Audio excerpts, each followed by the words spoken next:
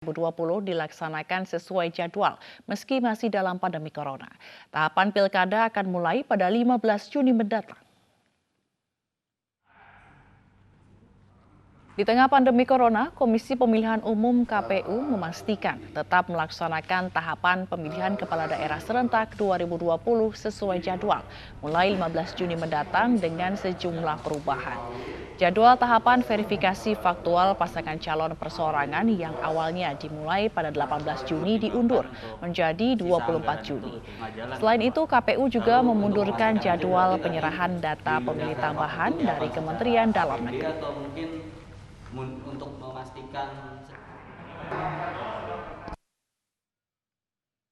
Hari ini, mantan Menpora Imam Nahrawi menjalani sidang tuntutan tipikor secara online. Imam dituntut 10 tahun penjara dan denda 500 juta rupiah atas perkara suap dana hibah KONI. Jumat sore, mantan Menpora Imam Nahrawi menjalani sidang tuntutan atas perkara suap dana hibah KONI. Imam dituntut 10 tahun penjara dan denda sebesar 500 juta rupiah. Imam juga wajib mengganti kerugian negara senilai lebih dari 19 miliar rupiah. Selain itu, politisi PKB ini juga dicabut haknya dalam pemilihan jabatan publik selama 5 tahun sejak pidana pokok ditetapkan. Puji syukur kehadirat Tuhan Yang Maha Kuasa karena atas rahmat dan karunia-Nya.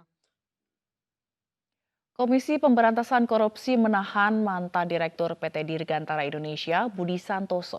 Ia dijerat bersama Irzal Rinaldi Zailani, mantan Direktur Niaga PT DI. Mereka diduga korupsi sejak tahun 2007 hingga 2017 dengan mengadakan proyek-proyek fiktif. Pada awal tahun 2008, tersangka atas nama BS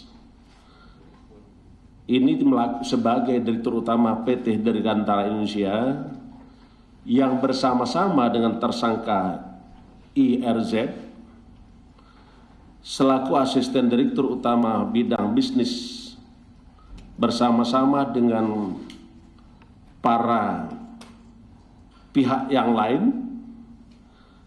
melakukan kegiatan pemasaran penjualan di bidang bisnis di PT Dirgantara. Dalam setiap kegiatan, tentu tersangka BS sebagai direktur utama dan dibantu oleh para pihak bekerja sama dengan mitra atau agen untuk memenuhi beberapa kebutuhan terkait dengan operasional perusahaan. Dan proses mendapatkan dana itu dilakukan dengan pengerjaan yang sebagaimana tadi saya sampaikan, pemasaran dan penjualan secara fiktif. 336 kg ganja asal Aceh yang dikirim melalui jasa ekspedisi disita dari sebuah tempat jasa pengiriman barang di kawasan Bambu Apus, Jakarta Timur. Untuk mengelabui petugas, ganja dimasukkan ke paket sofa. Polda Metro Jaya mengungkap pengiriman ganja seberat 336 kg dari Lok Sumawe Aceh ke Jakarta bulan Mei lalu. Agar tidak ketahuan, ganja dikemas dalam bentuk kemasan paket sofa dan dikirimkan 2 kali melalui jasa ekspedisi atau kargo dengan alamat penerima di Jalan Bambu Apus Raya, Jakarta Timur. Selain ganja, polisi juga mengungkap peredaran sabu. 7 pelaku merupakan narapidana kasus narkoba.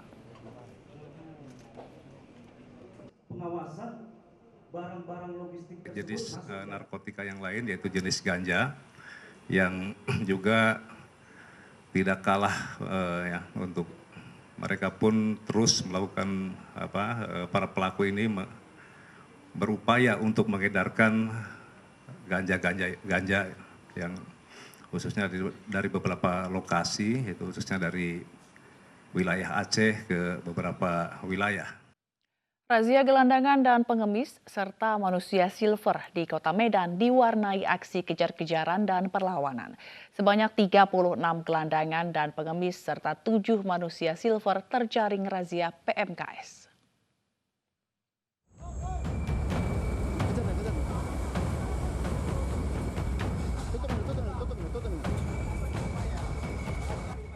Aksi kejar-kejaran antara petugas Dinas Sosial Kota Medan dengan para gepeng serta manusia silver terjadi di Jalan Sudirman, Medan, Sumatera Utara.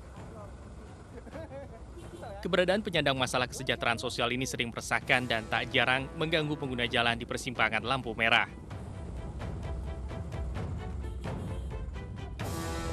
Bahkan seorang pengamen berusaha kabur dengan melompat ke tanah kosong, namun akhirnya bisa ditangkap petugas. Dalam razia ini, petugas menjaring 36 penyandang masalah kesejahteraan sosial, 7 diantaranya manusia silver yang keberadaannya sedang menjamur di kota Medan. Setelah beberapa yang kita jaring sebanyak 36 PMKS yang terdiri dari 28 pria serta 8 orang putri. Nah, dari ini semua ada jenis-jenis yang kami dapatkan masih seputaran daripada manusia silver, itu ada 7 ya. Gelandangan yang terjaring razia dibawa ke rumah singgah Dinas Sosial Kota Medan untuk didata dan diberikan pembinaan. Dari Medan, Sumatera Utara, Ahmad Ridwan Nasution, iNews melaporkan.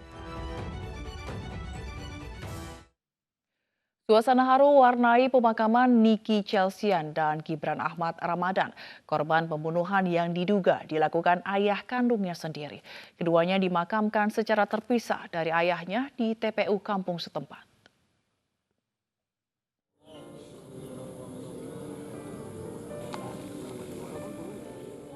Duka menyelimuti pemakaman Niki Chelsian dan Gibran Ahmad Ramadan.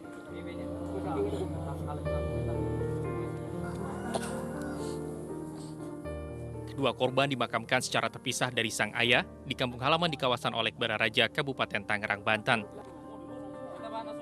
Tak ada yang menyangka dua bocah malang ini diduga menjadi korban pembunuhan ayah kandungnya sendiri.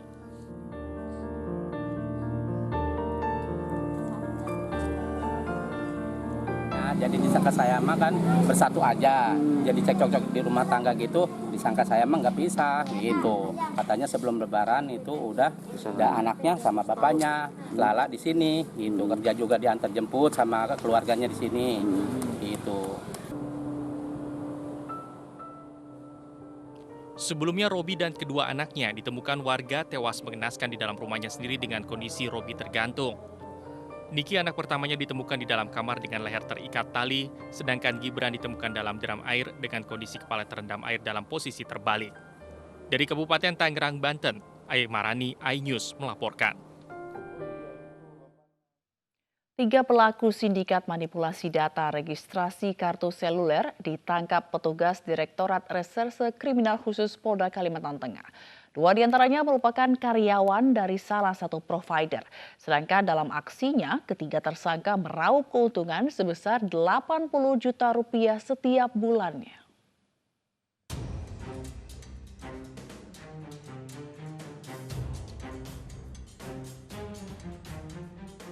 Aparat Ditreskrimsus Polda Kalimantan Tengah membongkar kasus sindikat manipulasi data registrasi ribuan kartu perdana seluler di Kota Palangkaraya, Kalimantan Tengah.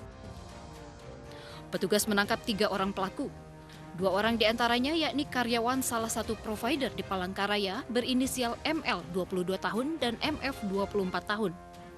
Seorang lainnya berinisial AM 36 tahun asal Banjarmasin, Kalimantan Selatan. Ketiganya ditetapkan sebagai tersangka. Polisi pun menyita barang bukti diantaranya 8.000 kartu seluler yang telah diregistrasi dan siap jual, 4.300 kartu perdana yang belum sempat diregistrasi, sejumlah modem yang digunakan untuk meregistrasi kartu seluler, stiker barcode, uang tunai, alat penghitung uang, serta peralatan komputer. Aksi manipulasi data kartu perdana seluler ini sudah berlangsung selama 6 bulan terakhir. Dalam aksinya, ketiga tersangka meraup keuntungan sebesar 80 juta rupiah setiap bulannya. Saudara AM melakukan registrasi menggunakan nomor NIK dan KK milik orang lain tanpa hak dan seizin. Ya, kelompok ini bersindikat sudah beroperasi kurang lebih sekitar 6 bulan yang lalu. Dalam waktu 1 menit bisa melakukan registrasi sebanyak 144 kartu perdana. Omset yang dihasilkan dari sindikat ini kurang lebih selama 1 bulan bisa meraup keuntungan 80 juta. Dan wilayah pemasarannya ini masih kita kembangkan, saat ini yang sudah berhasil dibuktikan oleh penyidik adalah Kalimantan Selatan dan Kalimantan Tengah. Atas perbuatannya, ketiga pelaku sindikat manipulasi data seluler ini dijerat dengan pasal 15 ayat 1, junto pasal 35 Undang-Undang Nomor 11 Tahun 2008 tentang informasi dan transaksi elektronik dengan ancaman hukuman 12 tahun penjara dan denda 12 miliar rupiah.